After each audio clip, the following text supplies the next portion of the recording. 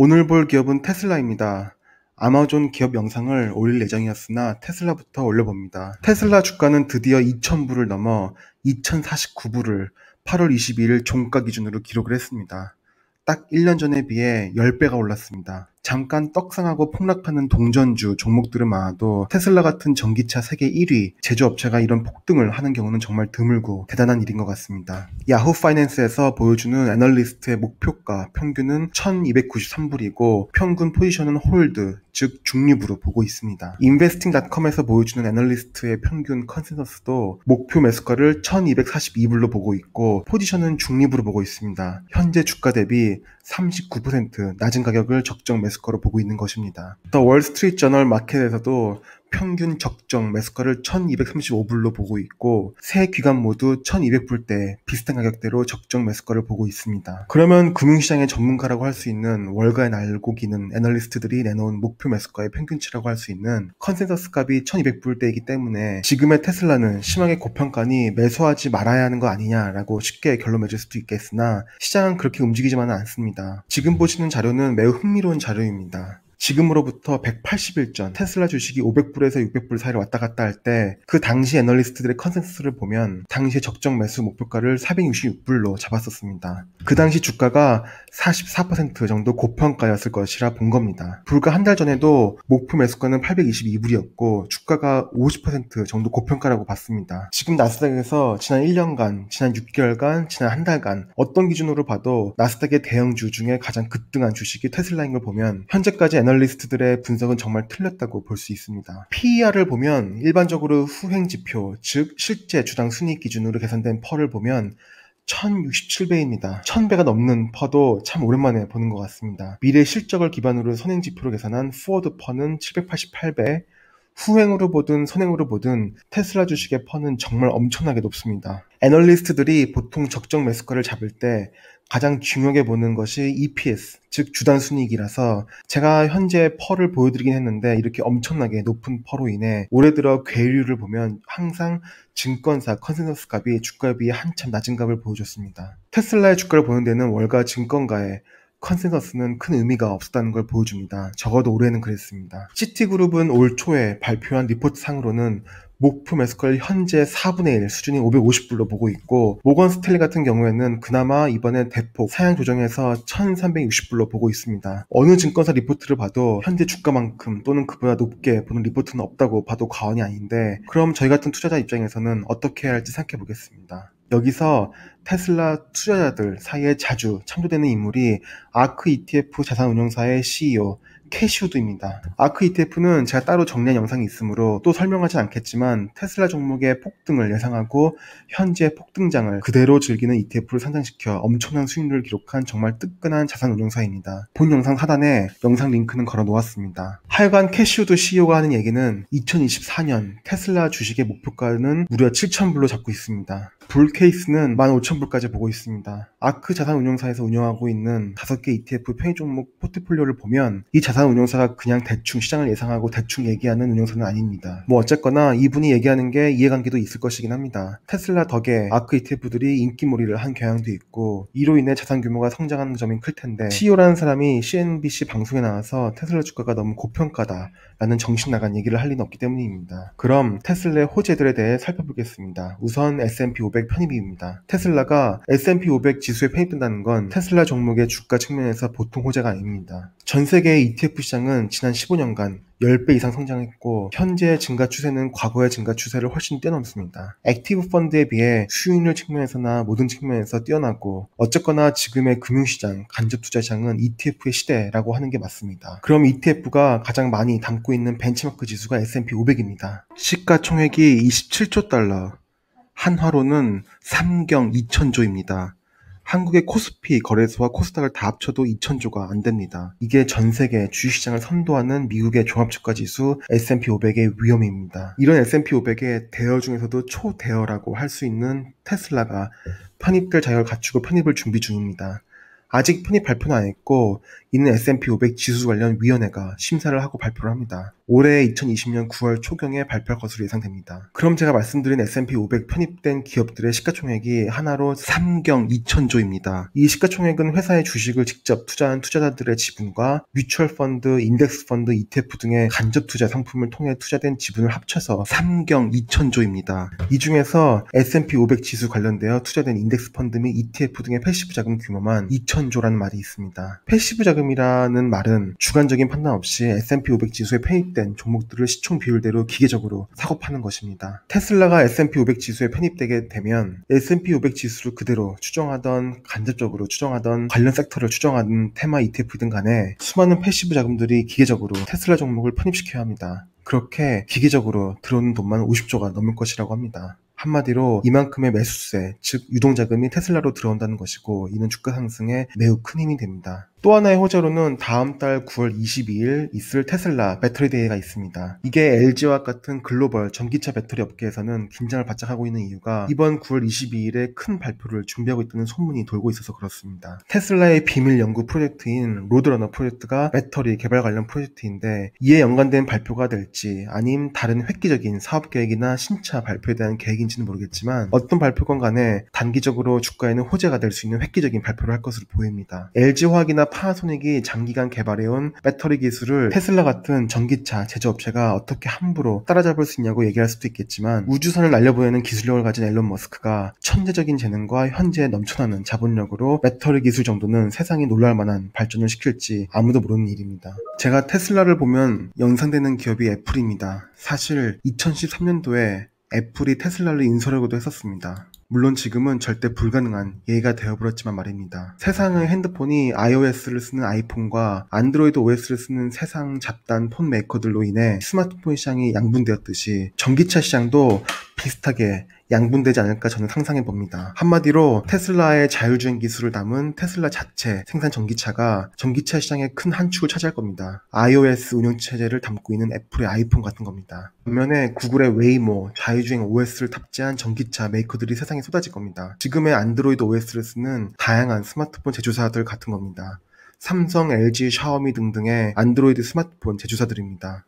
이런 식으로 구글의 웨이모는 전 세계 자동차 메이커들과 자율주행 관련 협업을 하기 위해 다방면으로 시도를 하고 있는 것으로 보입니다. 테슬라 기업 분석 영상은 사실 고민을 많이 한 영상입니다. 보통은 기업을 재무적으로 먼저 보고 접근을 하는데 일반적인 재무 분석으로는 주가가 설명이 안 되기도 하고 워낙 이벤트가 많았던 회사라 일반적인 주된 이슈들과 시장에서의 컨센서스를 먼저 말씀드렸습니다. 차트가 보여주는 기술적인 분석이나 애널리스트 컨센서스로는 심하게 고평가가 된 주식이라고 평가받는 테슬라가 기본적으로 어떤 사업들을 하는지 한번 보겠습니다. 테슬라는 매출이 매년 크게 성장하는 대표적 성장주입니다. 2019년 연간 매출 기준으로 246억 달러 매출을 기록했으니 하나로 29조 정도 매출을 했습니다. 분기별로 보면 4분기 연속 흑자를 달성했고 순이익률을 보시다시피 이게 매우 미약합니다만 현재 공급이 달려서 판매를 못하는 전기차가 테슬라이기 때문에 이제 막 좋아진 양산 생산 수율과 앞으로 터질 매출과 비용의 효율적 관리를 통해 당연히 순이익률은 지속적으로 증가할 것으로 보입니다. 현금 흐름을 보면 투자는 지속적으로 진행하고 있고 현재 미쳐 날뛰는 주가 덕분에 파이낸싱 액티비티를 통한 현금 흐름은 28억 달러 정도가 분기별로 들어오고 있고 넷 캐시플로우는 분기 기준으로 23억 달러이니 굉장히 좋은 현금 흐름을 보여주고 있습니다. 테슬라는 엄연한 전기차 제조 및 판매 업체이기 때문에 매출을 세그먼트별로 나눠보는 건 큰 의미가 없습니다. 대부분이 전기차 판매에 관련 매출이고 테슬라 전기차는 많은 분들이 아시다시피 차와 자율주행에 관련 OS를 옵션으로 따로 팔기 때문에 소프트웨어 판매에 해당하는 서비스 관련 매출이 따로 분리되어 공시가 되고 있습니다. 보시는 바와 같이 전기차 판매 외의 매출 부분은 굳이 기업 분석 차원에서는 무시하셔도 되는 부분입니다. 매출 부분은 보시는 분기별 매출 현황을 보면 매 분기 지속적으로 증가하는 추이를 당연히 보여주고 있는데 이는 앞으로도 지속적으로 매출이 증가될 것으로 보입니다. 내연기관차가 세상에서 점점 사라지고 전기차 시대가 도래한다는 점은 누구도 의심치 않기 때문입니다. 물론 전기차 시대가 언제 도래할지에 대해서는 의견이 분분하지만 전기차 시장 점유율 1위 테슬라가 앞으로 폭발 성장을 할 것임은 의심치 않습니다. 블룸버그에서 보기는 2040년까지 신차 판매의 54%, 즉 절반 이상은 전기차가 차지할 것이라고 하고 빠르면 2025년에서 늦으면 2029년까지는 전기차의 판매 가격이 내연기관 차보다도 낮아질 것이라고 합니다. 전기차가 현재는 보조금 없이는 매우 비싼 이유의 주된 원인은 배터리 원가인데 배터리 기술의 발전과 규모의 경제로 인한 그리고 양산 기술 발전으로 인한 원가 절감으로 전기차 생산 원가는 지속적으로 내려갈 것입니다. 매출 전망은 이 정도로 보고 이번에 매출 이익률로 보면 2015년 1분기부터 분기별 매출 이익률을 보면 2019년 1분기까지 쭉 내려와서 12.4%를 찍고 계속 개선되어서 현재는 21%인 것을 보실 수 있습니다. 한마디로 회사의 이익률이 올라간 것인데 이는 모델 3의 판매량이 는 것이 직접적인 원인입니다. 미국 캘리포니아의 프레몬트 공장 같은 경우는 현재 총 49만 대 정도의 양산 능력, 즉 캐파시티가 있다고 하지만 100만 대까지 늘릴 수 있는 역량이 있다고 하고, 중국 상해 공장 역시 현재 모델 3 20만 대 양산 능력이 있지만 50만 대까지 늘릴 계획을 나타내기도 했습니다. 사실 양산 능력이야 폭발적으로 공장을 찍어내면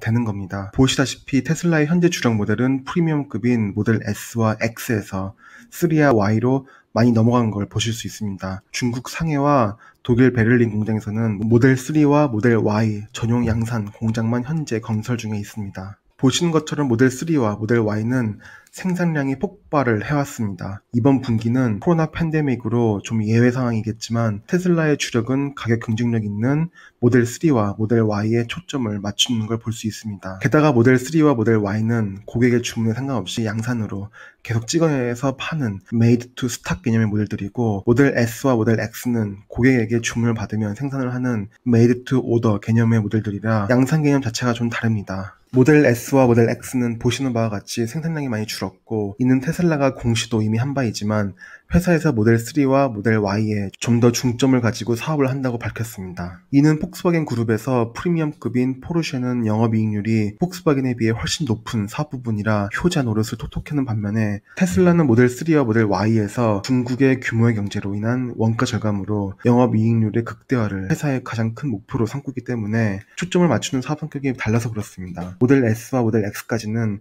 신경 쓰기에는 시장에서의 모델 3와 모델 Y에 대한 수요가 엄청나기 때문입니다. 그럼 테슬라의 성장성은 너무나도 당연한 건데 이게 펄을 1000배 가까이 받을 만큼 현재 주가가 적절한가를 생각해 봐야 합니다. 정말 어려운 문제이긴 합니다. 여기서 아크 자산운용사 CEO인 캐시 우드를 다시 언급해 보겠습니다. 아까 말씀드렸듯이 적정 목표가 7,000불은 그냥 허공에서 나온 숫자는 아닙니다. 캐시 우드가 얘기하는 건 나름 10개 여러 시나리오들을 다 따져봐서 도달한 평균값이 7,000불인 것이고, 이게 가능한 이유는 늘어나는 전기차 수요와 미래의 자율주행 택시 산업이라고 얘기했습니다. 이는 테슬라에서 로보택시라고 불리우는 자율주행 택시인데, 이 부분이 모두가 아는 테슬라의 다른 차세대 사업 분야이고, 이 부분을 캐시 우드 CEO는 정말 높게 평가하는 것입니다. 물론 트럭도 자율주행으로 간다는 계획은 있는데, 저 개인적으로는 자율주행 기술이 5단계까지 개발이 완료되지도 않았지만 설사 된다 해도 테슬라의 계획대로 올해 로보택시가 돌아다닐지는 매우 회의적입니다. 이 테슬라가 발표한 대로 관련 기관의 승인을 기다리고 있다고 하는데, 사람의 목숨이 달린 인허가 건인데 공공기관에서 자율주행 기술의 개발만 믿고 쉽게 승인을 해줄까 큰 의구심이 듭니다. 캐시 우드 CEO가 물론 저 같은 일반인보다 훨씬 난 사람이기 때문에 이 사람 역시 이렇게 테슬라 계획대로 올해 자율주행 택시가 돌아다니기는커녕 앞으로 2-3년 내에도 자율주행 택시가 운행될 가능성은 25% 정도다라고 얘기는 했습니다. 저는 이 역시도 현실적으로 힘들다고 보지만 암튼 이런 종합적인 분석으로 캐시 우드는 2024년 목표가를 7,000불로 잡았습니다. 그럼 앞으로 테슬라의 종목을 투자한다고 하는데 큰 위협은 뭘지 생각해 봅니다. 저는 3가지가 있다고 개인적으로 생각합니다. 첫 번째로는 미쳐 날뛰는 나스닥 지수와 넘쳐나는 유동성, 그리고 동학 개미운동이라 불리우는 로빈후드 개인 투자자들로 인해 테슬라의 주가는 미쳐 날뛰었습니다. 전기차 시장이 미래를 바꿀 것이라는 얘기는 올해 투자자들이 갑자기 깨달은 팩트가 아니라 원래 모두가 다 아는 사실이었습니다. 이런 상황에서 주가가 몇 달에 몇 배씩 계속 날뛰었습니다. 이렇게 단기간에 무지막지하게 올라간 주가는 가치주가 아닌 이상 주가 시장이 한번 폭락할 때 낙폭이 매우 클 수 있습니다. 그런 경우에는 차익 실현을 위해 매도를 던지기 가장 좋은 종목이 테슬라같이 단기간에 급등한 종목입니다. 그리고 급등한 만큼 급락이 쉬울 수 있습니다. 이는 테슬라가 안 좋은 기업이라서가 아니라 기업 가치의 상승 속도 대비 너무 급격하게 주가가 올라서 그렇습니다. 두 번째는 라이어빌리티입니다. 라이어빌리티라 함은 재무제표에서는 부채로 해석이 되기도 하고 계약법이나 일반적으로는 법적 책임을 뜻합니다. 혹시라도 자율주행 기술 관련해서 결함이 발생하여 소프트웨어적으로 해결 못하는 대량 리콜이나 또는 어떤 상해라도 발생하여 회사가 재무적으로 매우 큰 타격을 받으면 회사의 경영에 타격을 받을 뿐만 아니라 회사의 주가 자체가 엄청 흔들릴 수도 있습니다. 지금의 테슬라 주가는 폭스바겐의 2008년경 주가 상승과 비슷합니다.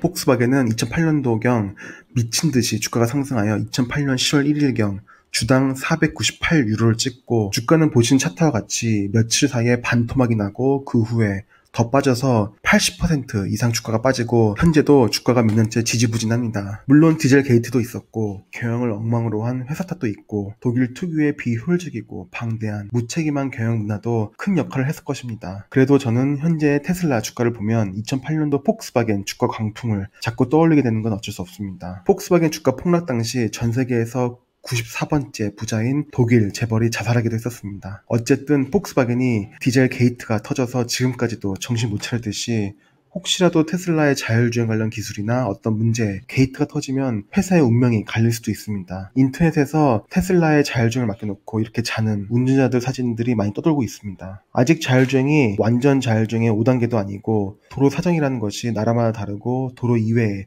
여러 변수들이 있는 것이 운전인데 혹시라도 사고라도 터지면 테슬라에게 어떤 날벼락이 떨어질지 모르겠습니다. 세 번째는 시장에서의 경쟁입니다. 현재 시장에서 테슬라의 세계 시장 점유율은 압도적인 1위이지만 기존의 내연기관 메이커들이 만만한 기업들이 아닙니다. 이게 애플과 테슬라의 차이입니다. 애플은 스마트폰 시장을 처음 개척하고 이미 브랜드 가치가 스마트폰의 프리미엄으로 자리를 잡고 안드로이드 폰들과 경쟁을 했지만 자동차 업계에는 굳이 최상위 럭셔리 브랜드를 언급 안 하더라도 대중적인 프리미엄 브랜드로 메르세데스나 포르쉐, 렉서스 등의 브랜드가 있고 이들이 마켓에서 갖는 브랜드 가치와 시장 지배력을 무시할 수 없습니다. 기존 자동차 메이커들이 바보들도 아니고 가만히 앉아서 내연기관 차량의 점유율이 줄어들고 전기차의 점유율이 과반수로 늘어날 것을 뻔히 아는데 그냥 테슬라가 시장 지배하는 걸 지켜볼 기업들이 아닙니다. 굳이 메르세데스 벤츠와 CATL 배터리 기업 간의 700km 주행이 가능한 전기차 개발 소식 같은 건 언급을 안 하더라도 기존 내연기관 차량 메이커들이 수십 년이 넘는 기술력을 바탕으로 가지고 있는 충돌 대비 주행 안정성, 차량 내구성, 양산 능력, 앞선 디자인 철학 등을 내세워 테슬라를 넘나드는 전기차 모델들을 개발하고 있고 양산을 앞두고 있기도 합니다. 그리고 지금 보시는 포르쉐 타이칸처럼 다양한 전기차가 출시되고 있습니다. 포르쉐급 이상을 타는 사람들은 럭셔리와 성능이라는 가치를 보고 타는 건데 테슬라의 모델 S와 X가 프리미엄급이라 해도 대중적으로 너무 흔해졌습니다. 럭셔리 브랜드를 보는 구매층들은 다양한 브랜드에서 개성을 찾을 수 있는 럭셔리 전기차를 찾아주는 수요가 항상 있을 것이고 정말 꿈꾸는 것처럼 테슬라만 전기차 시장을 독식한다고 보긴 힘들 겁니다. 양산과 원가 절감의 도같은 폭스바겐의 아이디도 테슬라 모델 3를 위협하는 모델일 수도 있고 도요타, 현대, 르노, BMW 등 수많은 양산 메이커가 테슬라를 위협할 수도 있고 도요타 캠리가 미국 시장을 평정했었고 폭스바겐 골프가 유럽 시장을 흔들었듯이 테슬라 모델 3를 잇는 전기차 모델이 테슬라에서만 나오리라는 보장은 없습니다. 이번 영상에서도 매수 목표가를 말씀드려 보겠습니다. 사실 적정 매수가를 제가 선정하기에는 재무적으로 분석이 잘 안 되고 현재 2,000불이 넘는 주가를 설명하기도 어려워서 단순하게 애널리스트의 평균 컨센서스로 대신 말씀드립니다. 영상을 마무리하기 전에 한 가지 말씀드리고 싶은 건 테슬라 같은 종목을 투자하는 투자자로서 제 개인적인 사견을 말씀드리면 만약 지금 투자한다면 더 큰 수익을 낼 수도 있고 정말 큰 손실을 볼 수도 있을 겁니다. 하지만 테슬라 같은 미래산업을 선도하는 장기적으로 비전이 있는 기업 같은 경우엔 혹시라도 일시적으로 큰 손실을 볼지라도 테슬라 주가가 결국 애플이나 구글같이 장기적으로 초우상향 선을 그리지 않을까 싶습니다. 보시면 애플 주가 같은 경우도 역사적으로 군데군데 고점이 있었고 고점에 물린 경우엔 30% 정도의 손실로 봤을 겁니다. 테슬라 주가를 만약 지금 2,000불에 매수를 하여 혹시 주가가 30% 떨어져서 1,400불이 된다면 600불만큼의 미실현 손실이 발생하겠지만 3년 이상 이 주식을 들고 갈 수 있는 투자자라면 결국 손실을 언젠가는 만회하고 이익을 볼 수 있는 성격의 종목이라는 걸 말씀드리려는 겁니다. 오늘 영상은 이 정도로 마무리하겠습니다. 제가 전기차 배터리 관련 기업 분석이나 전기차 관련 ETF를 다룬 영상들을 올렸었지만 테슬라 기업 자체에 대한 분석 영상은 이번이 처음이라 가급적 테슬라에 대한 모든 정보를 다 담아보려는 욕심에 영상이 좀 길어졌습니다. 그럼 다음 영상으로 찾아뵙겠습니다. 감사합니다.